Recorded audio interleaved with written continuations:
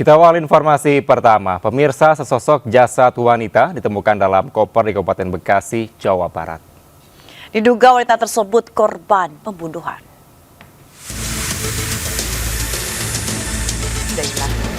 Warga kampung Cikedokan, Desa Sukadanau, Kecamatan Cikarang Barat, Kabupaten Bekasi, Jawa Barat, digemarkan dengan penemuan jasad wanita dalam koper di pinggir Jalan Inspeksi Kalimalang, Cikarang. Jasad wanita pertama kali ditemukan oleh petugas kebersihan yang bertugas dan curiga akan isi yang terdapat dalam koper. Ya kan bukan koper pinggir jalan gitu. Karena kadang kekunci, saya nggak berani buka. Saya lapor lah ke korlap saya. Korlapnya lapor ke polsek. Itu lagi ngapain abang? Posisinya pas nemuin lagi ngapain? Pak, dinas kebersihan. Oh lagi bersih-bersih gitu bang ya, nemu koper. Bersih. Aparat Polsek Cikarang Barat yang mendapat laporan langsung tiba di lokasi dan menggelar olah TKP serta mengumpulkan keterangan sejumlah saksi. Petugas mendapati luka pada sejumlah bagian tubuh korban. Kita pastikan perempuan. Dari kasat mata ada luka-luka? Ada tampaknya terjadi benturan di kepala, cuman kita belum bisa pastikan. Kita harus ada melakukan otopsi terlebih dahulu sehingga kita bisa memastikan luka-lukanya. Jasad korban dibawa ke Rumah Sakit Polri Kramat Jati, Jakarta Timur untuk diotopsi. Kasus temuan jasad dalam koper ditangani aparat Polsek Cikarang Barat dan Polres Metro Bekasi. Dari Kabupaten Bekasi, Jawa Barat, Didit Junaidi, iNews melaporkan. Seorang remaja perempuan berinisial FA 16 tahun ditemukan tewas di hotel kawasan Kebayoran Baru, Jakarta Selatan. Ya, polisi menduga korban dicekoki narkoba sebelum tewas.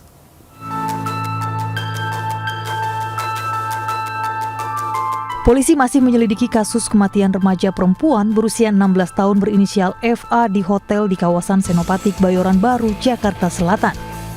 Korban diketahui datang ke hotel tersebut pada hari Senin siang lalu. Kemudian korban dibawa keluar hotel saat malam hari dalam keadaan tidak sadarkan diri oleh dua orang pria terduga pelaku. Wakil Kepala Satuan Reserse Kriminal Polres Metro Jakarta Selatan menyatakan sebelumnya menerima laporan dari RSUD Kebayoran Baru terkait adanya seorang remaja putri yang meninggal saat tiba di RSUD Kebayoran Baru. Polisi menduga adanya perbuatan penyalahgunaan narkotika kepada korban di hotel tersebut. Diketahui sebelum meninggal korban dan temannya APS 16 tahun dibawa oleh dua orang laki-laki ke hotel tersebut. Diduga terjadi penyalahgunaan narkotika di dalam hotel tersebut dan diduga juga terjadi dugaan tindak pidana kekerasan terhadap anak, dalam hal ini adalah persetubuhan ataupun pencabulan terhadap anak. Polisi sudah memeriksa sejumlah saksi di hotel. Saat ini pihak polisian masih mendalami kasus meninggalnya korban. Sementara untuk satu korban lain APS 16 tahun masih dalam perawatan medis di rumah sakit. Dari Jakarta, Den Helmi Sayengbati, iNews melaporkan. Pemirsa sempat kabur usai melakukan penusukan kepada mantan istri sirinya di Semarang. Pelaku akhirnya ditangkap polisi. Pelaku terpaksa dihadiahi tipas panas akibat tidak kooperatif saat akan ditangkap.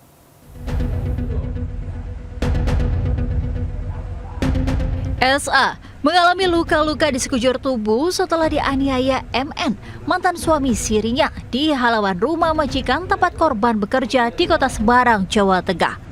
Pelaku yang dalam pengaruh minuman keras langsung menganiaya korban hingga menderita luka di bagian leher, dada, ketiak, dan tangan. Tak berselang lama, petugas unit Resmo Polrestabes Semarang berhasil menangkap pelaku MN. Pelaku terpaksa dihadiahi timba panas karena tidak kooperatif saat akan ditangkap. Pelaku mengaku tega menganiaya korban karena rasa sakit hati dan dendam. Selain pelaku, petugas juga mengamankan pisau yang digunakan untuk menganiaya korban. Udah siap dari rumah. Emang kamu mau lukai itu korban? Hujan enggak apa-apa.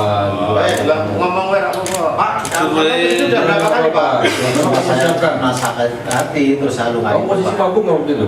Mabuk kuat, satu teko berdua. Suami siri dari korban.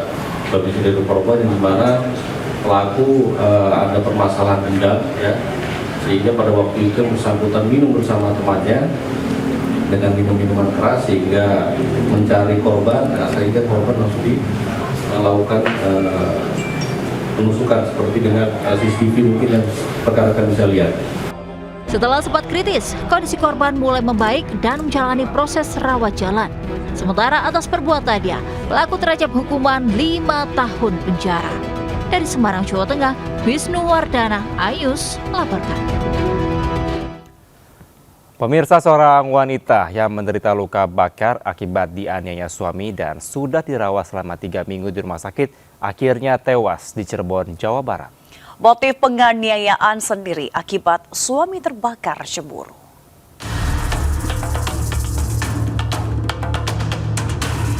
Usai dirawat selama 3 minggu akibat luka bakar di sekujur tubuh, Anis Maliantin, 33 tahun, akhirnya meninggal dunia di Rumah Sakit Gunung Jati, Cirebon. Korban terluka akibat dianiaya suaminya, Ari Bakhtar, akibat terbakar api cemburu. Jasad korban segera dimakamkan keluarga di tempat pemakaman umum tak jauh dari tempat tinggalnya. Keluarga berharap pelaku diganjar hukum setimpal atas aksi kejinya kepada korban. Setelah kejadian ditaruh di Rumah Sakit Mitra Plumbon. Berapa hari? 1 minggu, terus tidak bisa BPJS karena kekerasan. Jadi minta keringanan, kata pihak pelaku, minta dirujuk ke Rumah Sakit Gunung Jati supaya bisa BPJS. Saat ini pelaku sudah diamankan polisi untuk mempertanggungjawabkan perbuatannya.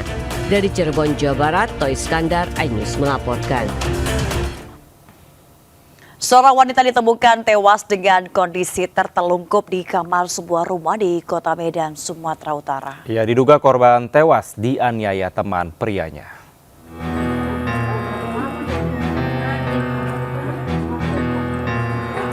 Warga Kelurahan Sei Agul, Kecamatan Medan Barat, Kota Medan, digegerkan dengan tewasnya seorang wanita di kamar teman prianya, Jalan Karya Sehati, Gang Sepakat. Saat ditemukan, wajah korban, MS, penuh luka lebam dan luka bakar api rokok di bagian dada yang diduga dilakukan oleh teman prianya, MRN. Menurut salah satu warga, ia sempat mendengar suara wanita teriak meminta tolong dari dalam rumah terduga pelaku. Merasa takut, ia pun langsung memberi informasi ke warga lainnya, lalu mendatangi rumah terduga pelaku dan langsung mendobrak pintunya. Mengetahui warga datang, terduga pelaku langsung kabur dengan memanjat atap rumah. Ada perempuan di dalam itu minta tolong, katanya gitu. Kenapa kalian nggak ngelapor ke Kepling? Saya bilang kan, kami tidak berani, katanya kan. Saya lah inisiatif sendiri, saya panggil orang di ujung itu, anak-anak mudanya untuk kesini mendobrak sini. Silan di dalam udah kami dobrak, udah nggak ada silan ini, udah mati. Kini korban telah menjalani otopsi dan identifikasi oleh tim Inafis Satreskrim Polrestabes Medan. Sementara terduga pelaku masih dalam pengejaran polisi. Dari Medan, Sumatera Utara, Adi Palapahar Rahab, iNews melaporkan. Ya, sementara pemirsa, tragis seorang bocah perempuan 7 tahun tewas di tangan bibinya di Tangerang, Banten. Pelaku nekat aniaya keponakannya diduga karena dendam tak diberi pinjaman uang oleh orang tua korban.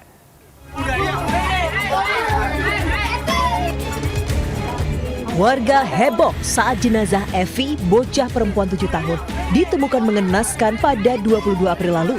Evi sebelumnya sempat menghilang usai berpamitan pada orang tuanya untuk pergi bermain ke rumah bibinya. Namun korban tak kunjung pulang. Orang tua dan warga kemudian mencari dengan menyusuri sejumlah tempat yang menjadi lokasi main korban. Korban pun akhirnya ditemukan tergeletak tak bernyawa dengan kondisi mengenaskan dan tertutup baliho di samping rumah bibinya. Diduga korban dianiaya dan sempat disekap di rumah bibinya yang merencanakan balas dendam akibat sakit hati terhadap orang tua korban karena tak diberi pinjaman uang. Tak hanya menghilangkan nyawa, pelaku juga mengambil anting emas korban.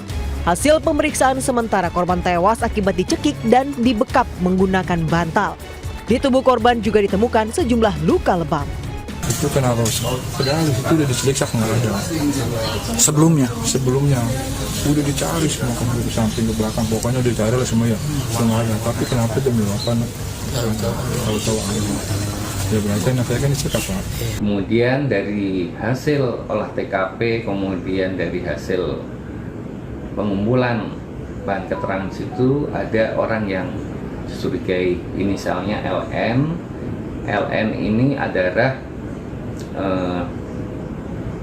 kakak kandung dari ibu korban. Hingga kini polisi masih memeriksa pelaku dan menyelidiki motif pasti pelaku nekat aniaya keponakannya. Atas perbuatannya, pelaku dijerat pasal berlapis dengan ancaman hukuman di atas 10 tahun penjara. Dari Tangerang, Banten, Hasnugara, iNews melaporkan. Seorang adik tega menghabisi nyawa kakak kandungnya di Klaten, Jawa Tengah. Ya, diduga keduanya diketahui mengalami gangguan jiwa.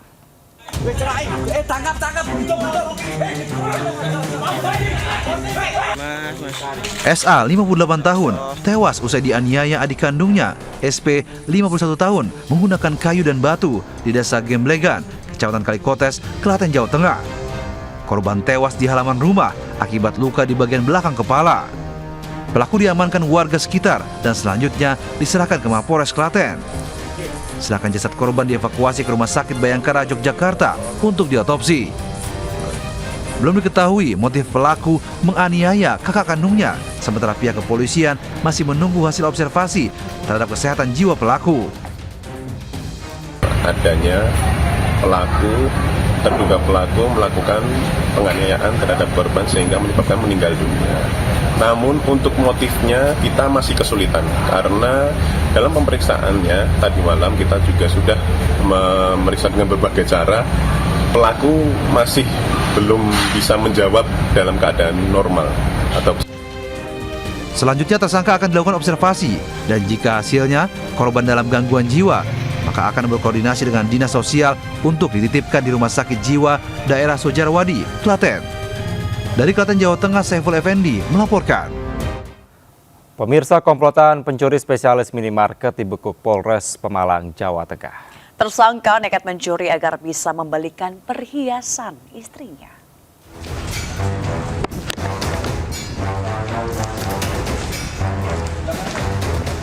M, 41 tahun diringkus Polres Pemalang, Jawa Tengah atas kasus pencurian dengan pemberatan di sebuah minimarket. Selain M, polisi juga menangkap A dan H asal Lampung. Kawanan ini terkenal licin dan sering lolos dari kejaran petugas.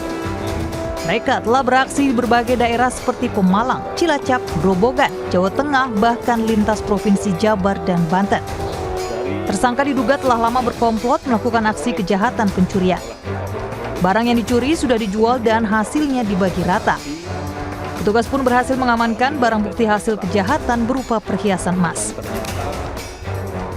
Dari 4 pelaku ini, 3 berhasil ditangkap, yang 1 masih DPO. Total dari kerugian korban sekitar 25 juta rupiah dari beberapa barang yang diambil. Tersangka mengaku nekat mencuri karena ingin membeli perhiasan emas untuk sang istri. Kini polisi masih mengejar seorang pelaku lainnya. Para pelaku dijerat pasal 363 KUHP tentang pencurian dengan pemberatan dengan ancaman hukuman 7 tahun penjara. Dari Pemalang, Jawa Tengah, Suryono Soekarno, iNews melaporkan. Seorang residivis pelaku curanmor berhasil dibekuk oleh polisi di Bangkalan. Ya, pelaku hanya butuh 3 detik untuk membobol lubang kunci dan membawa kabur motor korban.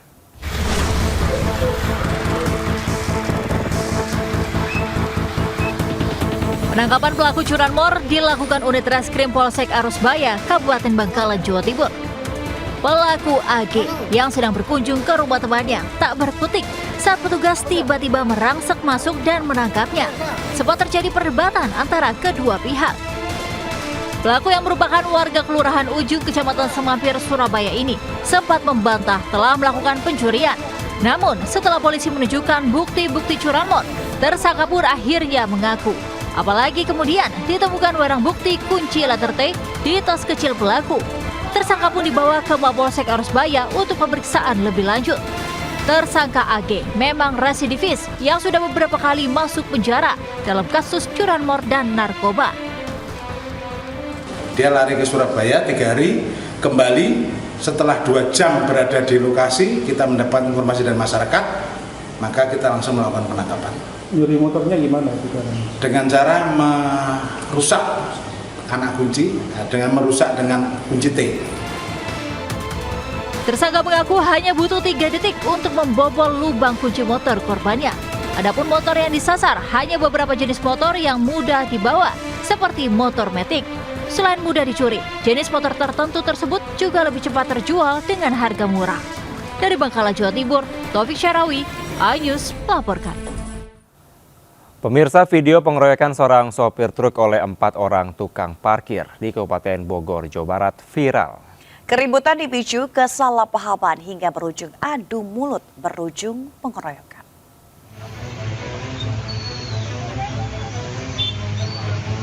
Pengeroyokan terhadap sopir truk dilakukan 4 orang tukang parkir di Jalan Raya Narogong, Kecamatan Cilengsi, Kabupaten Bogor, Jawa Barat, Rabu lalu. Sopir truk yang masih berada dalam ruang kemudi tak berdaya dibogem mentah oleh pelaku pengeroyokan. Aksi pengeroyokan berawal saat kedua belah pihak terlibat cekcok mulut di Jalan Transyogi. Saat itu tukang parkir berusaha menghentikan pengemudi truk untuk membiarkan pengendara lain lewat. Namun truk berhenti terlalu mepet dengan tukang parkir sehingga tukang parkir marah. Sopir truk yang ketakutan lalu tancap gas dan dikejar oleh 4 orang juru parkir sampai di depan Pasar Cilengsi.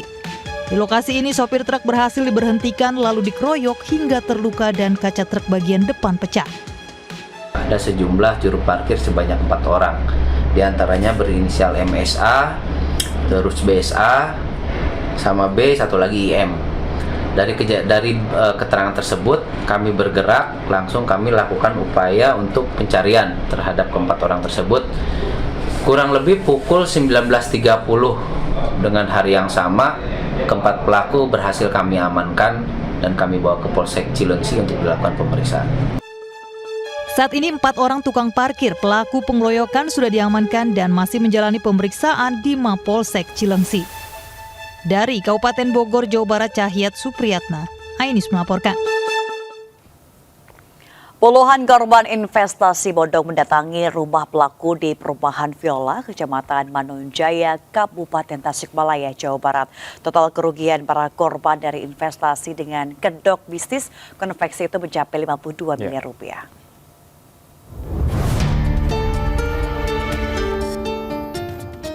Puluhan korban penipuan berkedok investasi pengadaan barang ini mendatangi rumah keluarga pelaku di Perumahan Viola, Kecamatan Manonjaya, Kabupaten Tasikmalaya, Jawa Barat. Para korban ini menuntut bertemu pelaku sepasang suami istri, namun sayang pelaku tak ada. Pelaku menghilang sejak awal bulan lalu, sementara tidak ada kejelasan nasib uang yang mereka tanam. Total ada 27 orang yang merasa tertipu oleh investasi berkedok bisnis konveksi itu. Total kerugian mencapai 52 miliar rupiah. Semula para korban mendapat keuntungan yang lancar dalam investasi tersebut. Namun belakangan keuntungan mulai tak lancar. Bahkan sebelum pelaku kabur, pelaku sengaja meminjam uang dengan nominal beragam dari mulai puluhan juta hingga ratusan juta rupiah dari para korban. Investasi kerjasama kayak proyekan dalam bidang konveksi, totalan semua hampir 52 M ya? 52 miliar. 27 orang korban. 27 orang korban 52 miliar. Kabur ya? Soalnya udah nggak bisa dikontak sama sekali. Tak bertemu pelaku, para korban mengancam akan melaporkan kasus tersebut ke polisi. Para pelaku juga menuntut pengembalian uang mereka. Dari Tasikmalaya, Jawa Barat, Asep Juharyono, iNews melaporkan. Pemirsa, seorang pelajar SMK tewas tenggelam saat mandi di kawasan Sungai Paloh, Seruai, Medan, Sumatera Utara. Korban diduga tidak bisa berenang.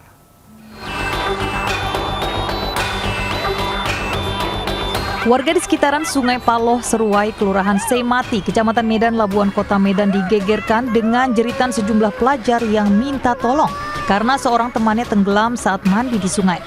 Tak lama kemudian, John Hartawan Sitindaun, 17 tahun, ditemukan warga dan sejumlah personil TNI Angkatan Laut yang melintas.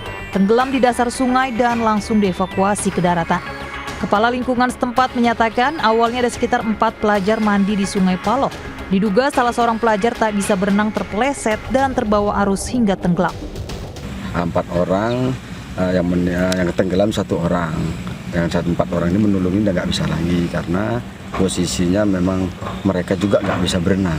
Memang mereka sering untuk mandi-mandi di tempat ini dan anak-anak mana aja, entah dari mana aja. Kadang-kadang kita lewat pun orang tuh banyak orang mandi-mandi di sini. Jasad korban pun langsung dibawa pihak keluarga ke rumah duka di kawasan Gria Martubung, Medan untuk selanjutnya dimakamkan. Dari Medan, Sumatera Utara, Yuda Bahar, Ainus melaporkan. 2 bocah perempuan tewas terseret arus saat berenang di Sungai Balang, Malino di Goa, Sulawesi Selatan. Jasad kedua bocah tersebut ditemukan warga setelah 1 jam pencarian. Ini 1 orang sudah ditemukan. Warga dihebohkan dengan penemuan 2 bocah perempuan tenggelam terseret arus Sungai Balang, Malino di Desa Parigi, Kecamatan Tinggi Moncong, Kabupaten Goa, Sulawesi Selatan, Kamis. Naas, nyawa kedua korban, masing-masing Salsabila 11 tahun dan Sriwati 13 tahun, tak tertolong meski sudah diberikan pertolongan pertama oleh warga. Keluarga yang melihat jasad kedua bocah langsung histeris. Peristiwa bermula saat kedua korban bersama 2 teman perempuan lainnya berencana mandi sambil berenang di sungai. Namun naas, saat berenang, arus sungai tiba-tiba deras dan menyeret keempat korban yang sedang berenang. 2 rekan korban berhasil selamat, sementara kedua korban terseret arus sungai. Naasnya, pada saat mereka di sungai, tiba-tiba arus deras, sungai deras mengakibatkan kedua korban terseret arus sungai dan jasad kedua korban kini disemayamkan di rumah duka dan akan dimakamkan di TPU Desa Parigi, Kecamatan Tinggi Moncong, Kabupaten Goa, Sulawesi Selatan. Peristiwa tenggelamnya kedua bocah masih diselidiki polisi. Dari Kabupaten Goa, Sulawesi Selatan, Bukma Ayus melaporkan. Pemirsa, kerangka dan potongan tubuh manusia ditemukan di pekarangan rumah warga di Desa Satren, Kecamatan Slogohimo, Wonogiri, Jawa Tengah. Polisi pun menemukan 2 lubang tempat jasad korban dibakar dan dikuburkan.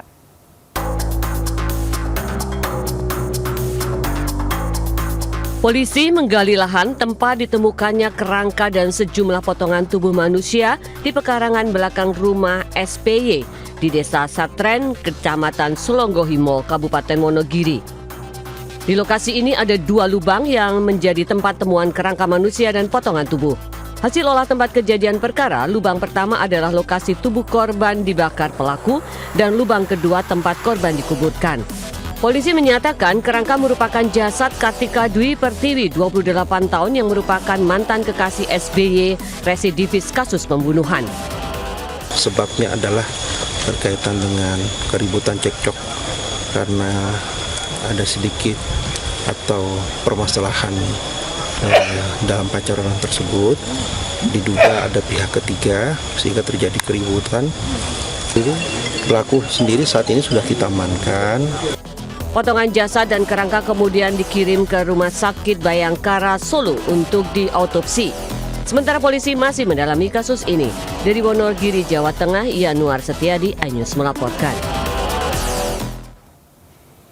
Eksekusi rumah tinggal di perumahan Puli Gebang, Permai Cakung, Jakarta Timur, ricuh. Ya, proses eksekusi ditunda setelah kuasa hukum pemilik rumah meminta waktu 3 hari untuk mengosongkan rumah.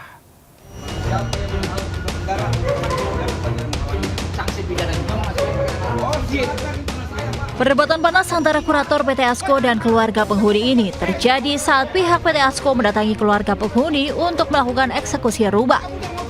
Pemilik rumah menolak dieksekusi lantaran tidak mendapat surat dari pengadilan niaga terkait keputusan eksekusi. Eksekusi rumah tinggal di perumahan Pulau Gebang, Permai Cakung, Jakarta Timur ini nyaris ricuh. Pihak keluarga penghuni didampingi notaris dan kuasa hukum berdebat dengan kurator dengan menunjukkan dokumen kepemilikan rumah yang dihuni selama 20 tahun. Pemilik rumah bersikukuh kediamannya telah lunas dibeli dari PT Asko yang sudah pailit. Ada beberapa aset-aset pailit milik dari PT Asmai Corporation.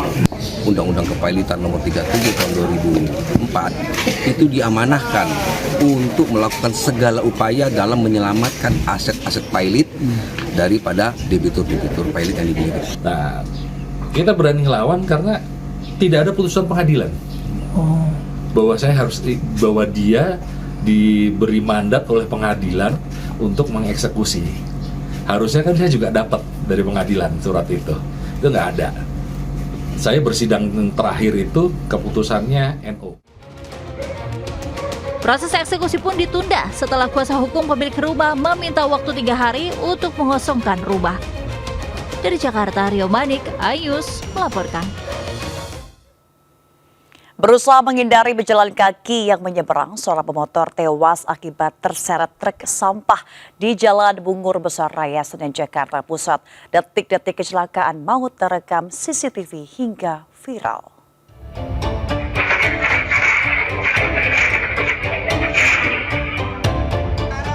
Kecelakaan maut antara seorang pemotor dengan truk sampah terekam CCTV di Jalan Bungur Besar Raya, Senen, Jakarta Pusat. Korban yang tertabrak lalu terjatuh hingga tersangkut di kolong truk dan terseret cukup jauh. Akibatnya korban pun tewas seketika. Kecelakaan bermula usai korban mengantar anaknya ke sekolah dari arah Kemayoran menuju Senen. Saat di lokasi, ia terjatuh ke sisi kanan karena menghindari pejalan kaki yang menyeberang. Naas dari arah yang sama muncul truk sampah yang melaju kencang hingga kecelakaan tak bisa dihindari. Menghindari orang pejalan kaki kayaknya, terus dia nggak lihat belakang lagi gitu kan. Iya, nggak lihat belakang lagi ada truk gitu. Itu juga terlindas atau memang apa, Bang? Kayaknya yang saya lihat di CCTV dia kesenggol truk terus masuk kolong, dia keseret sama ban belakang truk. Guna kepentingan penyelidikan polisi, jasad korban segera dievakuasi ke kamar jenazah Rumah Sakit Cipto Mangunkusumo. Sementara pengemudi bersama truk kini dalam pemeriksaan unit Laka Lantas Polres Metro Jakarta Pusat. Dari Jakarta, Rani Sanjaya, iNews melaporkan. Pemirsa, 2 truk terlibat tabrakan hingga menghantam warung milik warga di Cirebon, Jawa Barat. Diduga kecelakaan terjadi, salah satu truk menyalip dengan kencang di tikungan dan dari arah berlawanan ada truk sehingga tabrakan tidak bisa dihindari. Tabrak rumah, mundur. Warga Jalan Raya Duku Puntang, Kabupaten Cirebon, Jawa Barat dikejutkan dengan kecelakaan lalu lintas antara 2 unit truk yang menabrak sebuah warung. Diduga tabrakan akibat salah satu truk menyalip dengan kencang di tikungan, kemudian menghantam sebuah truk dari arah berlawanan. Kejadian berawal saat sebuah dump truk tanpa muatan dari arah Cirebon dengan kecepatan tinggi menyalip kendaraan lain di depannya melewati jalan menikung. Tidak disangka, dari arah sebaliknya sebuah truk tengah melaju. Tabrakan pun tidak bisa terhindari, membuat bagian belakang salah satu truk menghantam warung di pinggir jalan hingga ringsek. Kecelakaan juga menyebabkan kemacetan di lokasi kejadian. Alip dari sebelum jembatan, dari sana kenceng juga, akhirnya ya ketemunya di sini. Iya. Yang nyalip dari arah mana? Dari arah sana. Iya. Mobil itu kan ekornya nyabet ke sini. Tidak ada korban jiwa dalam insiden ini, namun 2 pengemudi dari truk mengalami luka-luka dan dilarikan ke puskesmas. Kasus kecelakaan ditangani Satlantas Polresta Cirebon. Dari Cirebon, Jawa Barat, Toy Iskandar, iNews melaporkan. Ratusan buruh pabrik tas di Majalengka, Jawa Barat kesurupan massal. Guna mengantisipasi hal tidak diinginkan, perusahaan memulangkan karyawan.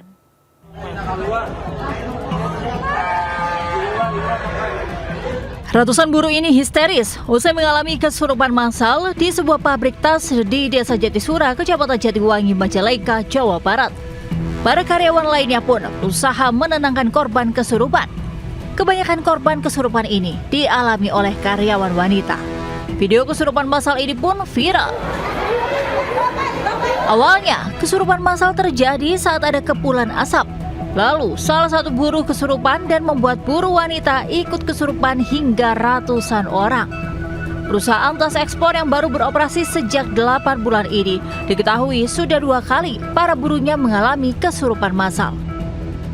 Ada ini katanya ada asap di bagian tengah gedung. Terus langsung ada yang teriak. Ada yang kesurupan 1, langsung dipisahin, pisah ke pinggir. Terus pas ke pinggirin tuh langsung ada yang ini lagi. Kesurupan lagi? Iya, 3 terus orang. bertambah? Terus bertambah langsung dari belakang sampai depan. Guna mengantisipasi hal yang tidak diharapkan, pihak perusahaan memulangkan semua buruh ke rumah masing-masing. Dari Majalengka, Jawa Barat, Muhammad Zaini Johadi, iNews melaporkan. Warga desa Cimoyan, Patia, Pandeglang, Banten kesulitan mengakses jalan karena buruknya infrastruktur. Jalan yang berlubang membuat sejumlah pengendara sepeda motor terjatuh.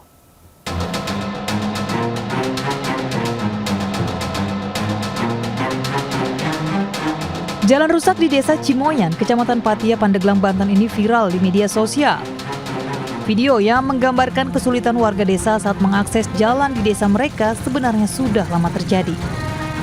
Sejak puluhan tahun lalu, jalan akses yang menghubungkan desa Cimoyan ke kota ini rusak. Namun warga mengaku belum ada perbaikan jalan yang dilakukan pemerintah setempat. Tak jarang warga terjatuh di lubang lumpur. Apa nggak punya rasa takut gimana, Dek? Takut. Melihat kondisi jalan seperti ini? Pengen dicot. Kalau jalan Picung kan muter, jadi lewatnya ke sini, jadi sering jatuh gitu di situ. Makanya tadi juga saya ini tuh sampai kotor di apa namanya? Di kubangan tadi ya? Iya, di kubangan tadi di situ. Sementara kesal jalan rusak, warga Gunung Kencana, Lebak, Banten sebar ikan lele dan tanam pohon pisang di jalan berlubang. Warga juga mengeluhkan banyaknya komponen kendaraan yang rusak akibat terjerembab saat masuk dalam lubang. Padahal jalan tersebut menghubungkan 3 desa, yakni Desa Sukadaya, Sukarendah, dan Desa Tambak Baya, yang merupakan akses menuju Kota Rangkas Bitung, Lebak, Banten. Dari Pandeglang dan Lebak, Banten, Iskandar Nasution, iNews melaporkan.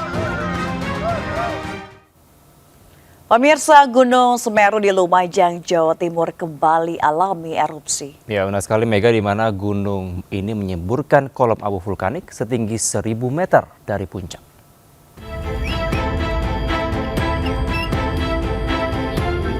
Erupsi Gunung Semeru terekam kamera CCTV di Desa Oro-Oro Ombok, Kecamatan Pronojiwo, Lumajang, Kamis pagi hingga siang. Dalam 12 jam terakhir tercatat, gunung tertinggi di Pulau Jawa ini alami 4 kali erupsi dengan semburan kolom abu vulkanik mulai 600 hingga 1000 meter dari puncak. Meski erupsi Gunung Semeru tidak menimbulkan dampak yang signifikan, namun endapan material vulkanik hasil erupsi bisa berpotensi mengakibatkan banjir lahar jika wilayah puncak Gunung Semeru diguyur hujan dengan intensitas besar. Untuk Gunung Semeru masih statusnya di level 3 siaga. Nah, mudah-mudahan seiring waktu aktivitas Gunung Semeru tidak ada aktivitas yang menonjol. Di samping kita mengharapkan tidak terjadi cuaca ekstrim seperti yang terjadi beberapa hari yang lalu. Untuk banjir lahar apa masih berpotensi terjadi? Kalau banjir lahar masih berpotensi terjadi, cuaca ekstrim apabila nanti di atas terjadi hujan dengan durasi lama, intensitas sedang atau deras, itu yang akan berpotensi untuk menjadi banjir lahar. Sementara itu, hingga saat ini status Gunung Semeru masih berada di level 3 atau siaga. Selain menyimpan bahaya awan panas, bahaya sekunder seperti banjir lahar masih berpotensi terjadi.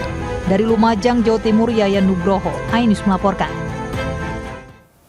Ya, sementara pemirsa, banjir bandang lahar kembali menerjang rumah warga di Lumajang, Jawa Timur. Akibat terjangan banjir lahar tersebut, sejumlah rumah tertimbun material pasir dan batu.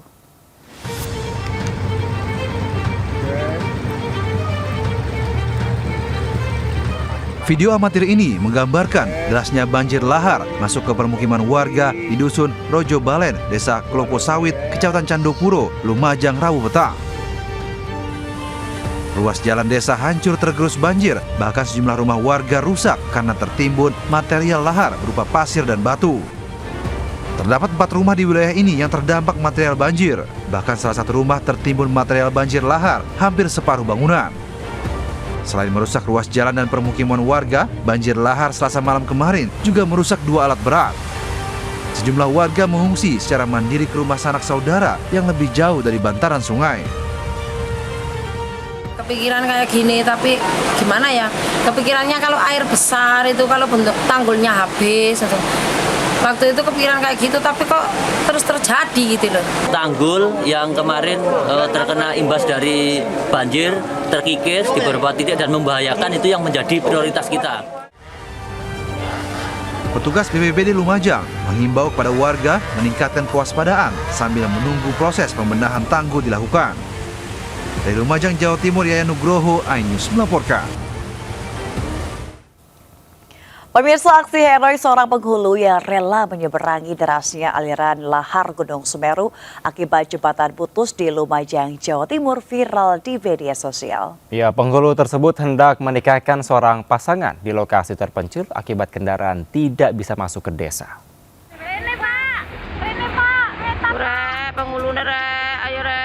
Sambil dibantu warga, seorang penghulu bernama Ali Komarifan, warga Desa Bades, Kecamatan Pasirian, Lumajang ini nekat seberangi derasnya banjir lahar di Sungai Regoyo, Desa Gondoruso. Arus lahar hujan Gunung Semeru tak menyurutkan niatnya untuk menyeberang. Berpakaian rapi, bercelana panjang, namun penghulu tertati-tati, bahkan basah kuyup karena tingginya debit air mencapai paha orang dewasa. Hal tersebut dilakukan demi menjalankan tugasnya, menikahkan dua sejoli yang wilayahnya berada di seberang sungai, di mana akses jalan menuju lokasi terputus.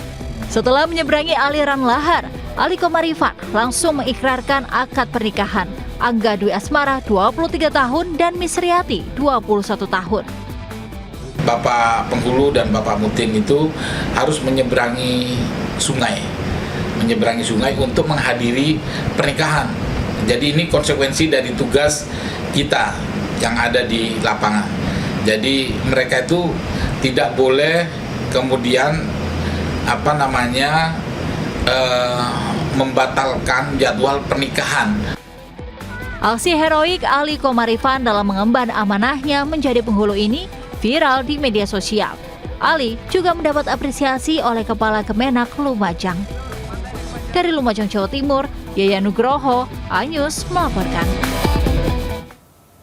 Pemirsa, seorang operator alat berat saat kendaraan yang dinaikinya diterjang lahar hujan Gunung Merapi di Tanah Datar, Sumatera Barat. Jasad korban ditemukan 4 km dari lokasi.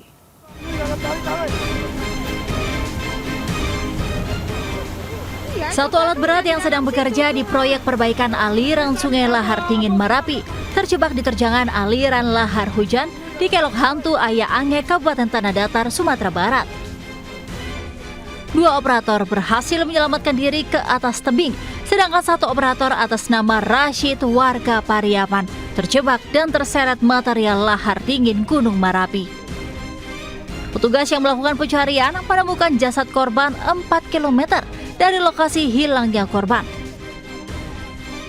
Jasad korban kemudian dibawa ke RSUD Padang Panjang untuk dilakukan otopsi. Abang tadi mau alat berat juga hampir hampir apa juga ambrol juga tadi? Belum. Apa langsung naik ke atas? Oh, naik ke atas. Ya. Jam berapa kejadian tadi, Bang? Untuk sementara, pekerjaan perbaikan aliran sungai dihentikan. Apalagi lahar hujan masih kerap turun lantaran hujan masih sering terjadi. Dari Kabupaten Tanah Datar, Sumatera Barat, Agung Sulistyo, iNews melaporkan. Kita ke informasi lainnya, pemirsa. Ketua Umum Partai Nasdem Surya Paloh bersama para petinggi partai menemui Presiden terpilih Prabowo Subianto di kediamannya di Jalan Kertanegara, Jakarta pada Kamis sore. Pertemuan ini menguatkan sinyal komunikasi antar kedua pihak. Ketua Umum Partai Nasdem Surya Paloh bersama para petinggi Partai Nasdem berkunjung ke kediaman Presiden terpilih Prabowo Subianto sekitar pukul 4 sore. Surya Paloh yang menjadi pihak lawan dalam kontestasi pemilihan Presiden 2024 melalui Koalisi Perubahan disambut hangat Presiden terpilih Prabowo Subianto. Pertemuan keduanya menjadi sinyal kuat komunikasi dalam menyongsong pemerintahan 2024-2029. Sebelumnya, Prabowo Subianto juga mendatangi DPP Nasdem usai penetapan Presiden dan Wakil Presiden terpilih oleh KPU pada 24 April lalu. Bisa dikatakan pertemuan yang efektif, yang produktif. Kita sepakat bahwa kita akan kerjasama untuk sebesar-besarnya kepentingan rakyat Indonesia. Keikhlasan hati, jiwa besar para elit-elit bangsa ini, itu adalah merupakan modal utama yang kita butuhkan. Nah, berangkat dari sinilah kenapa saya katakan Nasdem hari ini menyatakan, kembali menegaskan, bukan hanya yang pertama, mendukung pemerintahan baru di bawah kepemimpinan Bapak Prabowo Subianto dan Mas Gibran. Pemirsa, foto Presiden dan Wakil Presiden terpilih Prabowo Subianto dan Gibran Raka Buming Raka mulai dijual pedagang frame foto di Pasar Jatinegara, Jakarta Timur. Meski bukan foto resmi yang dikeluarkan Sekretariat Negara, namun simpatisan Prabowo Gibran sudah ada yang memesan.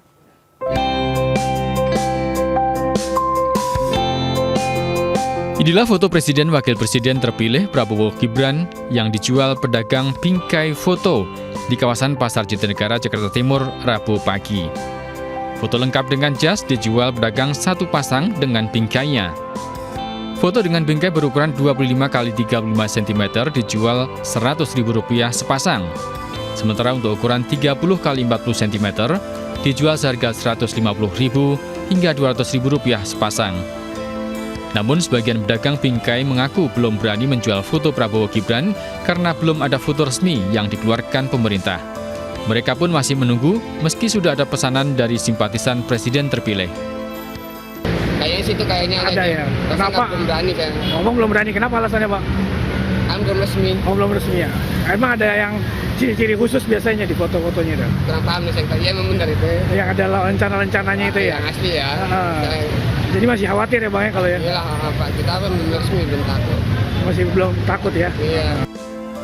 Sementara seorang pembeli yang sedang mencari bingkai foto mengaku telah mencetak sendiri foto Prabowo Gibran seperti foto-foto mereka yang beredar di medsos.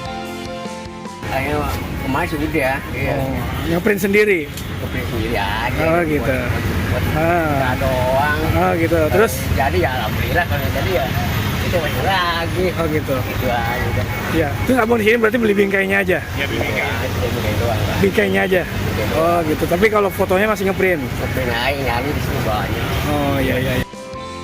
Foto Presiden dan Wakil Presiden biasanya dikeluarkan secara resmi oleh pemerintah dan digunakan setelah pelantikan Presiden dan Wakil Presiden terpilih. Dari Jakarta, Rio Manik, iNews melaporkan. Pemirsa, Presiden 2024-2029 Prabowo Subianto menghadiri acara silaturahmi keluarga dan halal bihalal keluarga cendana di Taman Mini Indonesia Indah pada Kamis siang. Kehadiran Prabowo ini untuk merayakan ulang tahun ke-87 Ibu Siti Haryanti Wismoyo Aris Munandar yang juga adik dari almarhum Ibu Tien Soeharto.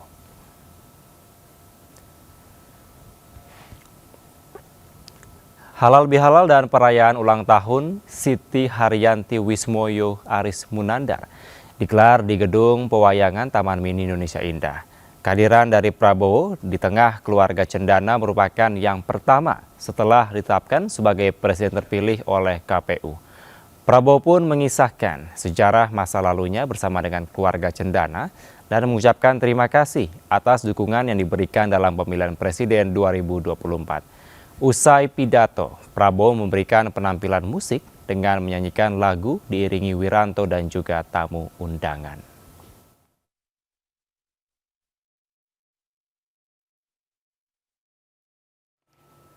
Keinformasi berikutnya pemirsa, seekor beruk kembali berulah dan meresahkan warga Kota Tanjung Balai, Sumatera Utara. Seorang security kantor DPRD Kota Tanjung Balai diserang saat tengah tertidur di kursi.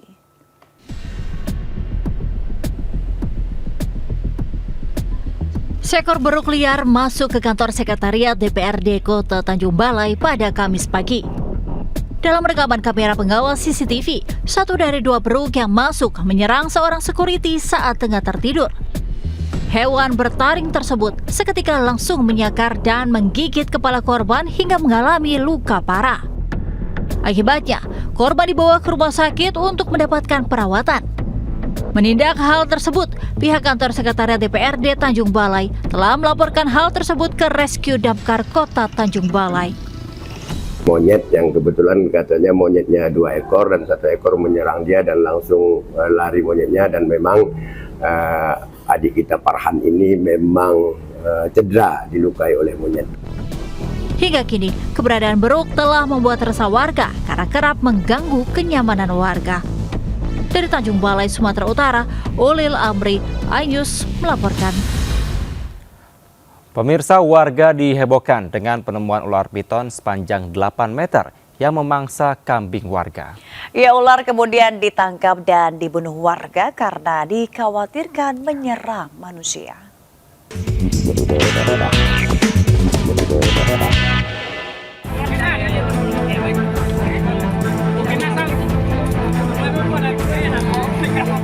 Video amatir warga merekam penangkapan ular piton raksasa yang memangsa kambing di Desa Wakambangura, Kecamatan Mawasangka, Kabupaten Buton Tengah, Sulawesi Tenggara. Ular piton seberat 50 kg itu ditarik belasan warga dan kemudian dibawa ke tengah kampung. Karena khawatir menyerang manusia, warga membunuh ular piton itu. Kabupaten Buton Tengah menjadi habitat ular piton dengan ukuran besar karena banyak dataran berbatu dan berongga. Di Buton Tengah itu adalah salah satu tempat berkembangnya populasi ular yang besar dan banyak di sana, karena memang dari kondisi tanahnya kan batuan yang berongga seperti itu, jadi memungkinkan untuk nyaman hidupnya itu barang di sana. Penemuan ular piton ukuran besar sudah 2 kali terjadi di tempat ini. Saat itu ular piton menyerang warga yang sedang mencari pakan ternak. Dari Kabupaten Buton, Sulawesi Tenggara, Andi Eba, iNews melaporkan. Pemirsa, diduga sedang berhalusinasi. Seorang pria terjun ke laut dari kapal KMP Reina di sekitar perairan Pulau Rimau Balak dekat Pelabuhan Bakaheni, Lampung. Korban kini dalam proses pencarian petugas.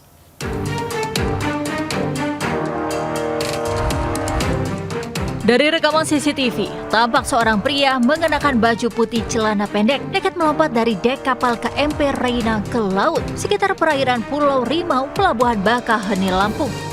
Sebelum meloncat, korban mondar-mandir di dek kapal, kemudian bongkar tas yang dipegangnya. Korban diduga sedang berhalusinasi akibat mengonsumsi obat-obat terlarang. Diketahui, korban bernama Dede Saputra menaiki kapal menggunakan surat rekomendasi penyeberangan dari Dinas Sosial Kabupaten Serang, Banten. Hingga saat ini, tim gabungan Basarnas dan Satpol Air Polres Lampung Selatan masih melakukan penyisiran di perairan Selat Sunda untuk mencari korban. Dilihat dari CCTV, dia mendekati dari kapal dan terjatuh. Untuk penumpang ini membawa surat dari Dinsos Serang dan dia naik kapal. Proses pencarian korban akan dilakukan hingga 3 hari ke depan. Dari Lampung Selatan, Lampung, Heris Pulisyawan, iNews melaporkan. Pemirsa, sebuah kafe di atas bukit di kawasan Trawas, Kabupaten Mojokerto memanjakan pengunjung dengan panorama indah. Ya, benar sekali Mega, di mana awan yang sesekali turun ini pemirsa membuat pengunjung serasa berada di atas awan.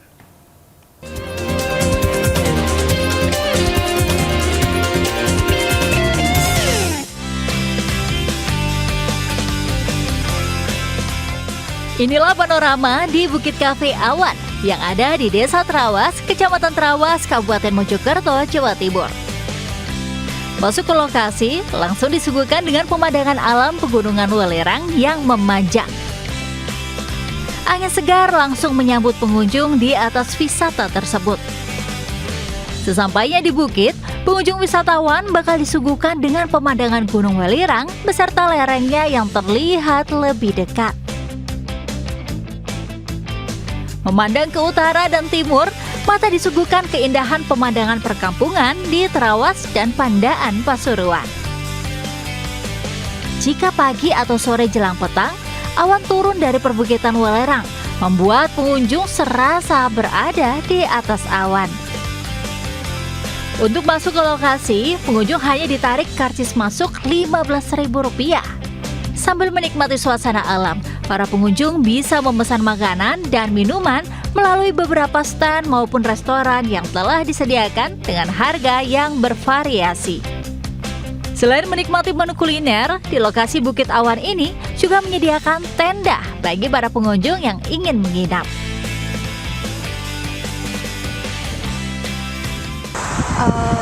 Bisa melihatnya view-view yang indah itu, jadi kayak terasa beda aja sama yang lain. Kalau sebelumnya belum pernah merasain tempat seperti ini? Belum pernah, baru pertama kali. Di Gresik emang nggak ada tempat ini ya? Nggak ada. Nggak ada gitu ya? Banyak beban hidup ya, bisa dibilang gitu. Begitu ke tempat ini tuh kayak Wah, hilang semua masalah, Mas. Gitu ya. Dengan melihat pemandangan yang wah nggak bisa dikata. Mas. Kalau orang belum datang ke sini kayaknya belum bisa tahu sepenuhnya, tapi kalau udah datang ke sini, Suasana dingin sejuk membuat pengunjung betah berlama-lama sambil menikmati hidangan hangat. Dari Kabupaten Mojokerto, Solahuddin Ayus melaporkan. Pemirsa dan juga Kevin, ada informasi menarik ini adalah makanan favorit kita semuanya adalah tempe. Menjadi salah satu makanan khas Indonesia yang diminati semua kalangan. Ya, benar sekali Mega, di mana ini di daerah pinggiran ibu kota, seorang pria Parubaya pun membuat tempe sebagai sumber perekonomian keluarganya selama 25 tahun.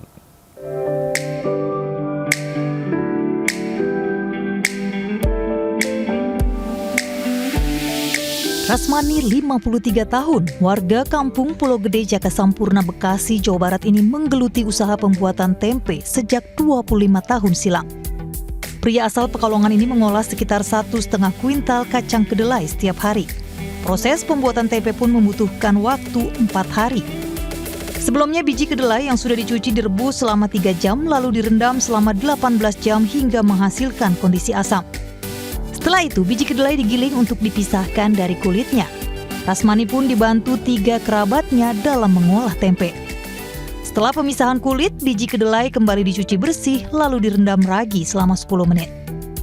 Tempe pun dicetak dengan alat yang masih tradisional lalu didiamkan selama 1 hari. Selain menjadi tempe, Rasmani juga memberdayakan ibu-ibu di lingkungan setempat untuk membuat mendoan. Puluhan tahun bertahan, Rasmani pun jatuh bangun mengelola usaha pembuatan tempenya. Setiap hari ia mampu menjual tempe 400 batang. Sebagai modal usaha, ia pun mengandalkan pinjaman dari salah satu program bank.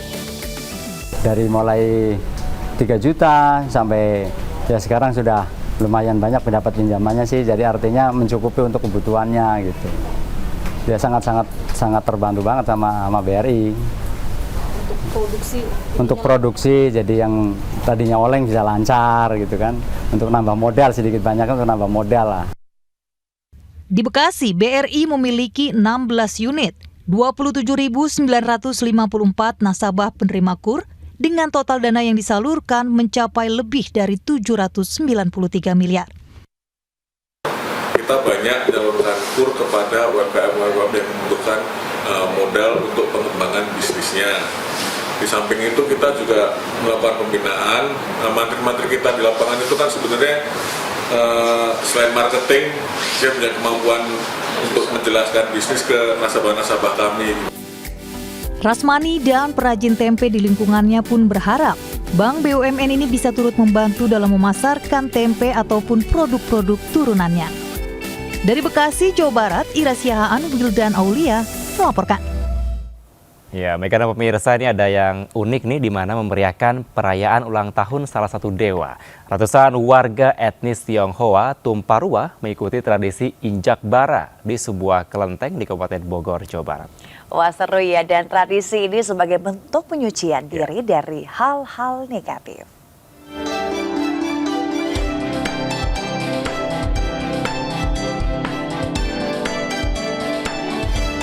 Warga etnis Tionghoa yang hadir dalam acara puncak perayaan ulang tahun salah satu dewa di Kelenteng Han Ton Kong.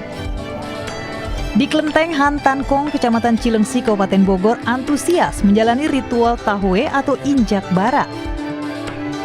Sejumlah orang tertentu berjalan di atas tumpukan bara api. Berdasar kepercayaan masyarakat Tionghoa, ritual injak bara api ini melambangkan penyucian setiap individu dari hal-hal negatif. Sebagai ritual, kemudian ditutup dengan mandi minyak panas menggunakan kain yang dibalurkan ke seluruh tubuh.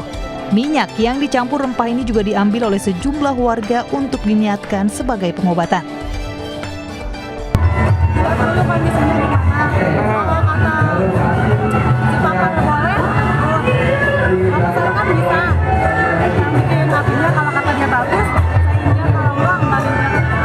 Sebelumnya ada persiapan atau gimana, Mbak? Nggak ada persiapan sih, pengen minta aja emang udah niat. Oh, emang ritual ini tuh gunanya kita untuk membuang mara bahaya atau bala yang lain-lain. Bala tuh dalam artian mara bahaya. Jadi Ini apa namanya Bang? Kalau yang ini ritual disebutnya dari kita tahu injak api. Mulai dari ritual pengisian hingga persembahyangan ke Dewa Hantan Kong yang merayakan ulang tahun. Dari Kabupaten Bogor, Jawa Barat, Cahyat Supriyatna, iNews melaporkan. Ya, sementara pemirsa, Parisada Hindu Dharma Indonesia atau PHDI Pusat menggelar kegiatan Dharma Santi Nasional di Balai Komando Kopassus Cijantung, Jakarta Timur pada Kamis pagi. Momentum ini diharapkan bisa membuat seluruh masyarakat mengimplementasikan nilai luhur Pancasila serta saling menghormati satu sama lain. Kegiatan Dharma Santi Nasional atau Simakrama Nasional di Balai Komando Kopassus Cijantung, Jakarta Timur digelar Parisada Hindu Dharma Indonesia atau PHDI Pusat dalam rangka perayaan Hari Suci Nyepi Tahun Baru Saka 1946. Perayaan yang diikuti ratusan umat beragama Hindu ini berjalan hikmat dan dihiasi dengan berbagai jenis tarian yang diisi oleh anak-anak hingga orang dewasa. Ketua PHDI Pusat, Maijen TNI Purnawirawan Wisnu Bawa Tenaya berharap momen Dharma Santi Nasional dapat mendorong anak bangsa mengimplementasikan dan mempraktekkan nilai-nilai luhur Pancasila serta menjunjung tinggi nilai kemanusiaan dan saling menghormati satu sama lain. Oleh sebab itu, kita ingin sebagai anak bangsa, sebagai warga negara Indonesia, selaku warga negara Indonesia, kita Dharma negara, mengimplementasikan, mempraktekkan nilai-nilai luhur Pancasila kita. Ketuhanan Yang Maha Esa, orang yang bertuhan tentu berperi kemanusiaan, tentu saling bisa menghormati satu sama lain, mau bersatu kita teguh, bercerai kita runtuh. Pemirsa, PT Prudential Life Assurance dan Prudential Life Assurance Syariah meraih hasil kinerja perusahaan yang solid selama 2023 dan mencatatkan pertumbuhan double digit hingga 15%. Pertumbuhan kinerja ini ditandai pendapatan premi dan kontribusi mencapai 22 triliun rupiah.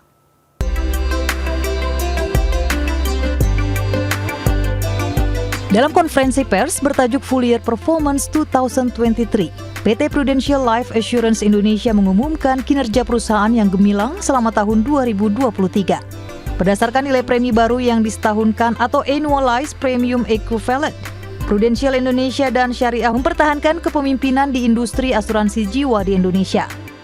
Presiden Direktur Prudential Tony Benitez menyatakan, secara gabungan kedua perusahaan mencatatkan total pendapatan premi dan kontribusi sebesar 22 triliun rupiah dan total aset 66 triliun pada tahun 2023. Adanya kenaikan dari pendapatan kontribusi dari gross kontribusi. Kalau di syariah itu kita sebut premi itu adalah kontribusi. Jadi kita tidak menggunakan kata-kata premi, tapi kita menggunakan kata-kata kontribusi. Ini yang kita sampaikan bahwa kita semakin dipercaya oleh peserta, oleh customer kita untuk mengelola uang mereka. Strategi untuk kita berkembang dengan lebih cepat dan kuat dan pesat. Pesat. Yeah. And for this, Prudential Syariah has really three areas that we want to do well on.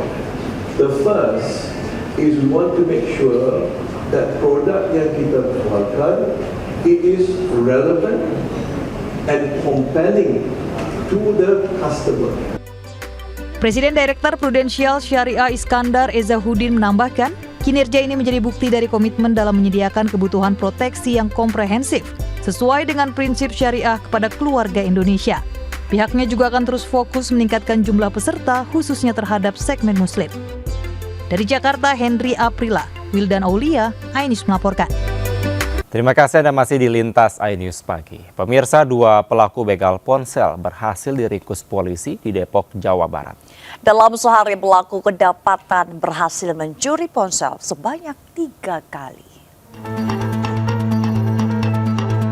Kurang dari 1 kali 24 jam, Satreskrim Polres Metro Depok berhasil meringkus kawanan begal, yakni NA dan WA, usai aksinya sempat viral di media sosial. Pelaku telah 3 kali melakukan pembegalan telepon genggam dalam 1 hari. Satu korban siswa sekolah menengah pertama mengalami luka bacok pada bagian pinggang sebelah kirinya. Aksi pelaku sempat viral di media sosial. Pelaku menghadang seorang pelajar dan langsung meminta telepon genggam yang dibawanya. Polisi juga mengamankan barang bukti berupa senjata tajam jenis celurit. Begitu kejadian langsung datang ke TKP, terus melakukan pengecekan terhadap CCTV yang ada dan plat motor yang terlihat, ya. Lalu kita mendatangi asal dari pemilik motor itu dan kita mendapatkan pelaku pertama. Pelaku pertama ini ditangkap di Sawangan. Hingga kini, polisi masih melakukan pemeriksaan terhadap motif kedua pelaku. Sementara, satu korban begal masih mengalami luka dan harus dirawat di rumah sakit. Dari Depok, Jawa Barat, Yung Rizky, iNews laporkan. Pemirsa, seorang nenek di Mandailing Natal, Sumatera Utara ditemukan tewas di kebun dengan kondisi mengenaskan. Korban diduga dimangsa harimau Sumatera lantaran polisi menemukan jejak dan kotoran harimau tak jauh dari lokasi penemuan jasad.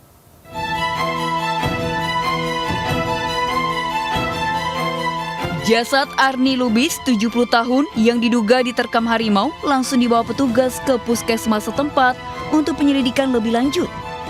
Sebelumnya, korban warga desa Huta Padang, Ulu Pungkut, Mandailing Natal, Sumatera Utara, ditemukan tewas mengenaskan dengan kondisi luka bekas gigitan dan cakaran binatang buas. Diduga binatang buas tersebut adalah harimau Sumatera, karena tak jauh dari lokasi penemuan jasad korban ditemukan jejak kaki dan kotoran harimau. Ditemukan korban dalam kondisi kepala atau terdapat luka seperti cabikan hewan buas. Tidak jauh dari lokasi penemuan mayat ditemukan jejak hewan buas, yaitu harimau Sumatera, berikut dengan kotorannya. Diketahui kemunculan harimau Sumatera di desa tersebut sudah berulang kali terjadi. Untuk menghindari serangan harimau, petugas mengimbau warga untuk lebih waspada dan mengurangi aktivitas berkebun. Dari Mandailing Natal, Sumatera Utara, Ahmad Hussein Lubis, iNews melaporkan. Sejumlah peristiwa menarik kami rangkum untuk Anda. Ya, diantaranya jasad wanita dalam koper ditemukan warga di Kalimalang, Bekasi, Jawa Barat. Dan berikut rangkaian peristiwa di sekitar kita.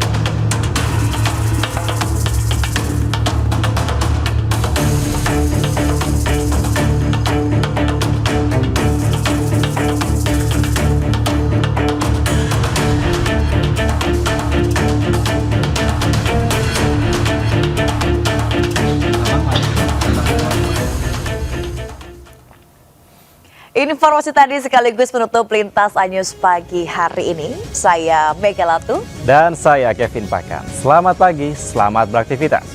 Wassalamualaikum warahmatullahi wabarakatuh.